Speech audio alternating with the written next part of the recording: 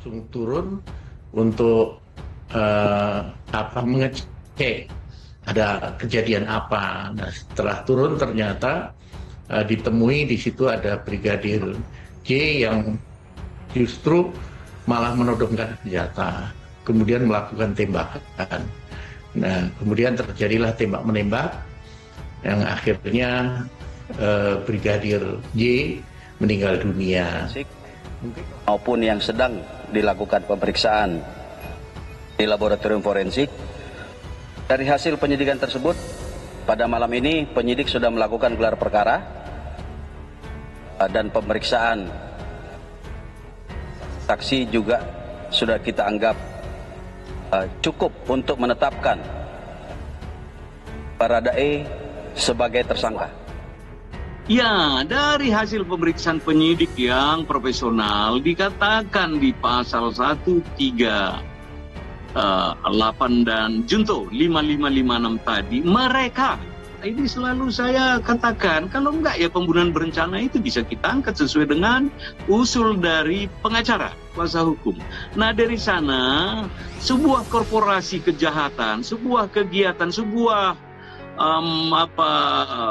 kelakuan ini jarang sendiri, konkursus bersama-sama. Nah, dari sana gambaran itu, apakah ada separated system, sepotong-sepotong yang harus kita bacakan kepada publik maupun kepada hasil penyidikan ini? Demikian. Ya, karena ada upaya yang sistematis, sengaja, sungguh-sungguh, terencana untuk merusak barang bukti, tampering the evidence. Ya, kalau saya pun sungguh-sungguh, karena saya tidak punya anak buah, tidak punya kekayaan, tidak punya kekuasaan, maka walaupun saya bersungguh-sungguh, maka kemampuan saya untuk merusak barang bukti berapalah, ya kan? Nah, ada orang yang sudah bersungguh-sungguh, ya, seksama, plus lagi memiliki berbagai macam akses untuk itu, ya jadi itu barang tuh, gitu ya. Alhasil kemudian tampering the evidence atau daya rusaknya, daya ubahnya terhadap barang bukti itu tinggi sekali.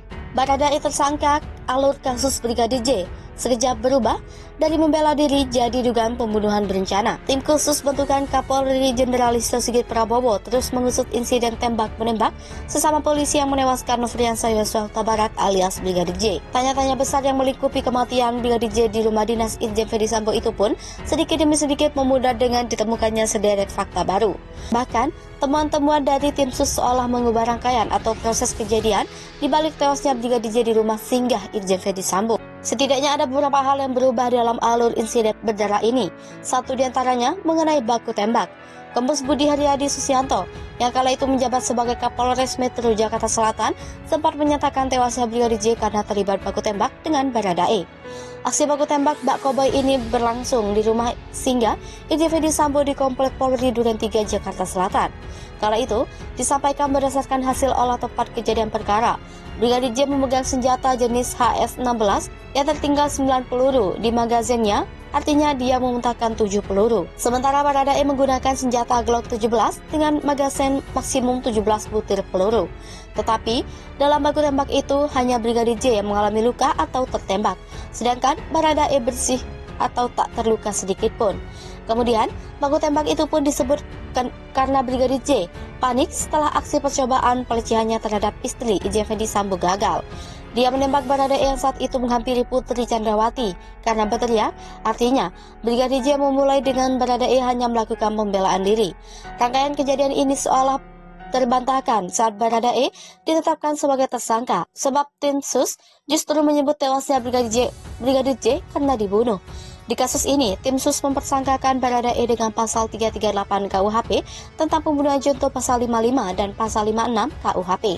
Ini artinya, kasus pembunuhan Brigadir J yang terjadi hampir 1 bulan lalu di Tenggarai tak dilakukan Baradae seorang diri.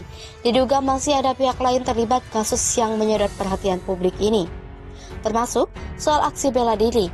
Dengan hasil penyidikan sementara, tim sus membantah semua dugaan.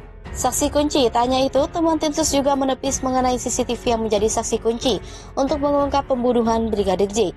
Di awal penyelidikan, Kombes Budi Hardi mengatakan seluruh CCTV di lokasi kejadian rusak, bahkan sejak 2 minggu sebelum insiden berdarah itu terjadi, sehingga pihaknya kesulitan untuk mengungkap kasus tersebut. Tetapi, Kapolri Jenderal Listio Sigit itu justru seolah membantah pernyataan itu.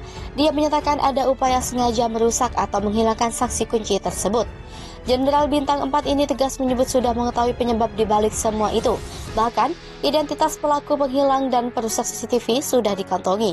Menurutnya, tim khusus yang dibentuknya sudah mengantongi identitas pelaku, bahkan sudah dimintai keterangan perihal aksi tersebut. Tapi, Kapolri tak menyampaikan siapa pelakunya secara gamblang. Dia hanya menyebut oknum itu akan diproses sesuai dengan peraturan yang berlaku. Dugaan terorganisir, dengan temuan-temuan fakta itu sehingga memunculkan dugaan pembunuhan Brigadir J dilakukan secara terorganisir. Terlebih, Kapolri pun menyebut ada 25 anggotanya yang sudah diperiksa Inspektorat Khusus. Buntu tewasnya Brigadir J, bahkan 3 diantaranya berpangkat Brigadir Jenderal atau Bintang 1. Kemudian, ada juga 5 Kombes, 3 AKBP, 2 Kompol, 7 Panma, dan 5 Bintara, serta Tamtama. Puluhan personil polisi yang diperiksa itu disebut dari berbagai satuan. Selain itu, Kapolri juga menyatakan sudah menyeret 4 anggotanya untuk ditempatkan ke tempat khusus. Sayangnya, Sigit tak menjelaskan secara merinci identitas 4 anggotanya itu. Dia hanya menyatakan akan menindak tegas siapapun yang terlibat. Ketegasan Kapolri juga ditunjukkan dengan mutasi 25 anggotanya itu. Dari data yang didapat, baru ada 10 orang yang diduga terlibat di rangkaian kasus Brigadir J yang dimutasi. Mereka merupakan anak buah Irjen Ferdy Sambo yang bertugas di Divisi Propam dan Gerbong Polres Metro Jakarta Selatan. Mutasi itu tertuang dalam surat telegram rahasia nomor 1628/8/skip/2022 tertanggal 4 Agustus 2022. Para anak buah Irjen Ferdy Sambo yakni Brigjen Hendra Kurniawan, Brigjen Beni Ali, Kombes Denny Setia Nugraha, dan Kombes Agus Nurpatria. Kemudian Kompol Duk Putranto, Kompol Baikuni Wibowo, dan AKBP Arif Rahman Arifin, termasuk Irjen Ferdy Sambo. Sementara Gerbong Polres Metro Jakarta Selatan yang dimutasi yakni Kasat Reskrim AKBP Ridwan Reki Nelson Saplanit dan Kanit 1 Satreskrim AKP Rifaizal Samuel. Mereka semua dipindah tugas ke bagian Yanma. Polri, Kadif Humas Polri Irjen Dedi Prasetyo menyatakan dalam perintah Kapolri, mereka semua dimutasi dalam rangka pemeriksaan oleh tim sus dan irsus, tujuannya mencari dugaan keterlibatannya. Nantinya mereka akan menjalani sidang kode etik profesi. Jika terbukti melakukan pelanggaran, tentu saksi sesuai aturan akan diberikan. Publik bisa tenang. Komitmen Jenderal Listio Sigit Polri terbukti soal pengungkapan kasus Brigadir J. Kapolri Jenderal Listio Sigit Prabowo dan Polri terus dengan tegas dan transparan dalam menunjukkan komitmennya dalam menangani kasus meninggalnya Brigadir J. Jaringan Muslim Madani meminta masyarakat untuk tenang dan bersabar akan pengungkapan kasus penuh teka-teki tersebut. Pihaknya mengapresiasi Jenderal Listio Sigit yang telah mengeluarkan telegram berisi mutasi besar-besaran terhadap perwira polisi yang tak becus menangani kasus tersebut. JMM juga mengapresiasi langkah Polri membentuk tim khusus dari berbagai unsur. Menurut Syukron, apa yang dilakukan Kapolri patut diapresiasi sebagai langkah mewujudkan rasa keadilan masyarakat di tengah pertaruhan institusi Polri yang presisi. JMM juga menilai upaya penanganan oleh Polri sudah dilakukan secara transparan dengan menyampaikan informasi perkembangan terkini penanganan penyidikan kasus Brigadir J kepada publik. Transparansi tak hanya terkait dengan kelembagaan Polri, tetapi juga dengan kinerja penyidikan yang dilakukan kepada anggota. Kurang ajar, 4 polisi olah TKP rumah Ferdy Sambo hilangkan alat bukti tewasnya B. 4 polisi dari 25 polisi olah TKP rumah Ferdy Sambo ternyata diduga menghilangkan alat bukti tewasnya Brigadir Joshua. Karena itu, Kapolri Jenderal Polisi Sigit Prabowo memerintahkan 4 polisi tersebut ditempatkan di isolasi khusus sampai 30 hari ke depan. Itu agar pemeriksaan 25 polisi olah TKP rumah Ferdy Sambo, termasuk 4 polisi tersebut bisa dilakukan pemeriksaan lebih lanjut. Sayangnya, Sigit tak mengungkap lebih detail identitas 4 polisi hilangkan alat bukti tewasnya Brigadir Joshua. Kapolri hanya menyebutkan 4 polisi tersebut merupakan bagian dari 25 polisi olah TKP rumah Ferdy Sambo. Sigit juga tak menjelaskan secara detail tempat penahanan 4 personil polisi tersebut. Ia mengatakan akan memeriksa lebih lanjut terkait dengan 4 anggota polisi yang diduga menghilangkan alat bukti kematian Brigadir Joshua. Sementara untuk 21 anggota polisi lainnya yang sempat diperiksa Irsus akan diproses secara kode etik. Itu jika nantinya terbukti terlibat dalam rangkaian kematian Brigadir Joshua, maka proses pidana akan dilakukan. Kapolri tampak marah besar kepada 25 polisi dan olah TKP rumah dinas mantan Kadif Propam Polri, Irjen Pol Fedy Sambo karena tidak profesional dan tidak transparan.